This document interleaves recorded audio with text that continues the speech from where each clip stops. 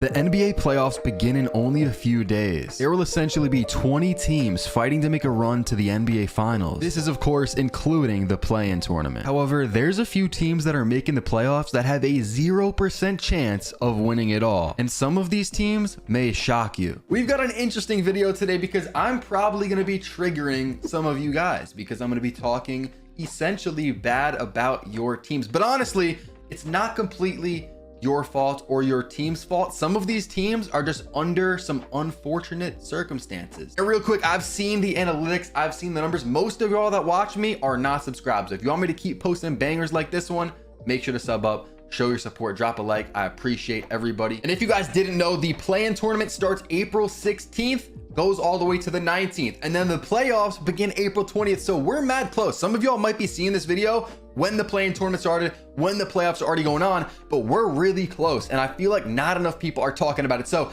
as you guys can see, we have the Eastern Conference first. And now I'm just gonna be honest, most of the teams I'm gonna talk about today are in the Eastern Conference, but there's two teams in particular that are really in the mix. Like these teams are being talked about as, you know, potential second round teams, maybe third round teams.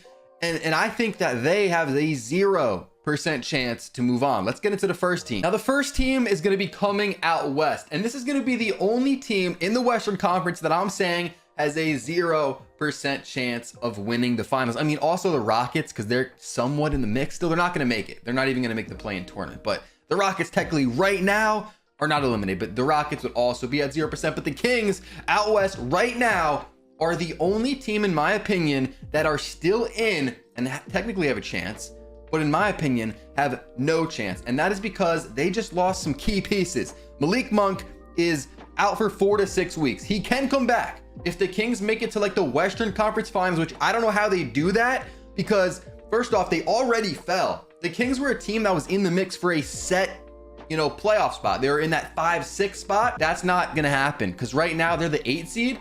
Honestly, I see them falling to 9 and potentially falling to the 10 before the play-in tournament starts. And honestly, the Kings are a team that I could very well see lose in that 9-10 matchup in the play-in. Malik Monk is such a crucial piece for this team off the bench. Without him, they're going to be missing a lot of offensive production. And Kevin Huerter, of course, he's not the, he's not a star. He's not a superstar. But with the Kings, they're a team that they play their starters a lot. They play their starters.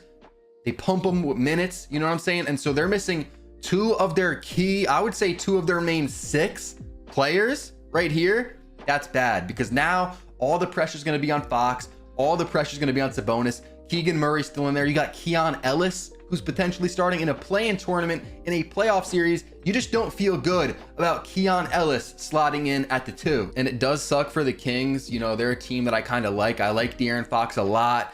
I, respect Sabonis' game. He got into some beef with Draymond Green. You guys know I'm a Warriors fan, so don't know if I love Sabonis. I don't know. He's a great player. I like this team. I love watching De'Aaron Fox play. It's still going to be fun to watch them play, see what De'Aaron Fox can do. But if the Kings are going to want to go on a run, Fox is going to have to average, 35. Sabonis might have to drop some triple doubles. It's going to have to get, it's not going to happen. The Kings are just not going to win the finals this year. And this is a team that last year, I don't know if I said this, but they went to 7 with the Warriors. And one reason why the Kings were so successful, if you even want to count that as successful, losing in the first round, being one of the top, teams all year, is because of their health.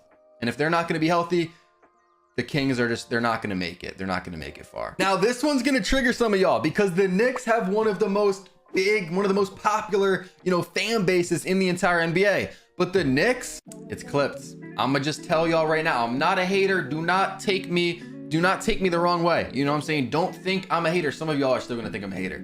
I'm just a realistic person. I'm a realistic person. And hey, let Brunson prove me wrong. Let this Knicks team prove me wrong because that would be crazy.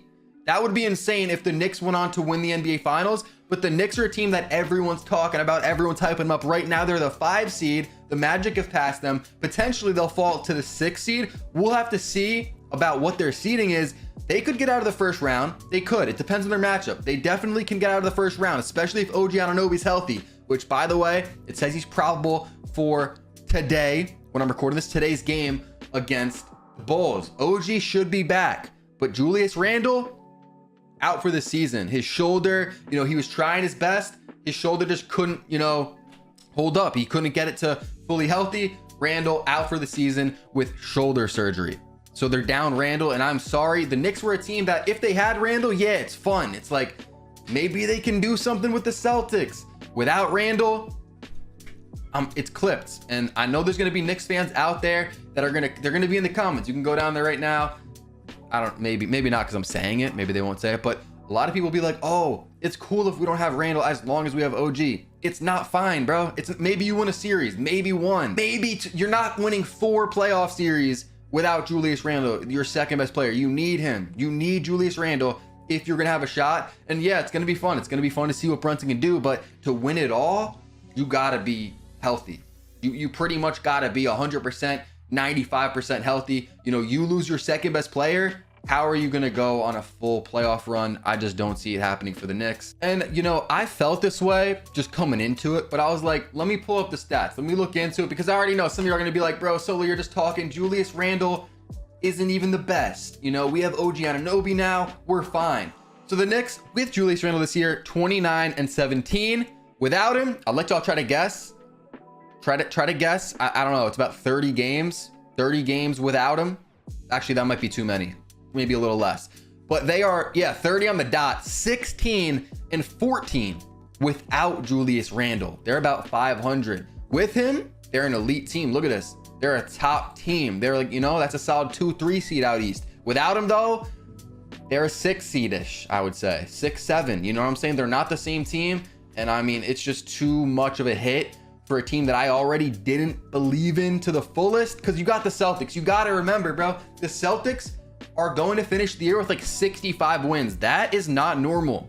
That team has a very good chance of winning it all. And if they're not in the finals, I will low-key be shocked, because that probably means that the Bucks or the Cavs took them out. The Celtics feel about as sure as it is for a team to go to the finals since, you know, LeBron was on the Cavs, or maybe the KD Warriors. That's kind of what it feels like with the Celtics out east. If you guys still haven't, make sure to sub up. We're probably about to hit 1.8K when I post this video. We're on the road to 2K subs. And also, if you've been watching the videos, we got like 70 now on the channel, something like that. I've worn glasses in all of them, but some of y'all, I mean, definitely you noticed if you've been watching the videos that now I'm not wearing glasses. I did get contacts. This is the first video with me wearing contacts. So just had to mention it. No, I did not forget my glasses. You know, some people might have been thinking that, but I did get contacts. That's another topic, because touching your eye is a little tough at first. Y'all let me know in the comments if you guys wear contacts. But we have 2 more teams. 2 more teams. They both come from out east. And if you're looking at the Eastern Conference, it's kind of easy to figure out what 2 teams they are. And I am including the play-in. So first off, we're going to talk about the Atlanta Hawks. Trae Young, you know, he's done. Trae Young's done. And the East is kind of weak. The East is kind of weak because you got teams like the Hawks, 36-41, who technically have a chance, you know, to win the finals because of the play-in tournament. So maybe they're going to add a new threshold where if you're, you know, 5 games back from the 8 seed, you don't even get a chance to, you know, have the play-in because they're so far back. But the Hawks, DeJounte Murray's been really fun to watch. Jalen Johnson's been hooping. They're an okay team or whatever, but they have a 0% chance. And then the last team is going to be the Chicago Bulls. No Zach LaVine, of course, no Lonzo Ball.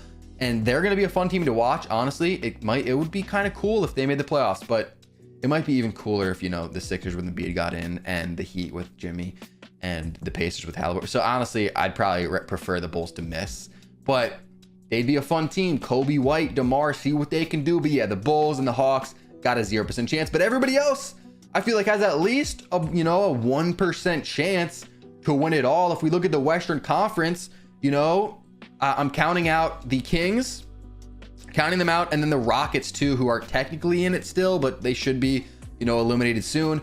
You always got a shot with Steph Curry. You always got a shot with LeBron. The Pelicans are an interesting team. The Suns, KD, Booker, Mavs have been climbing. They've been red hot. You know, everyone else has a chance except the Kings, the Rockets, who we shouldn't even really be talking about, and then the Hawks and Bulls. Sub if you guys enjoyed this one. I'll see y'all in the next one. Peace.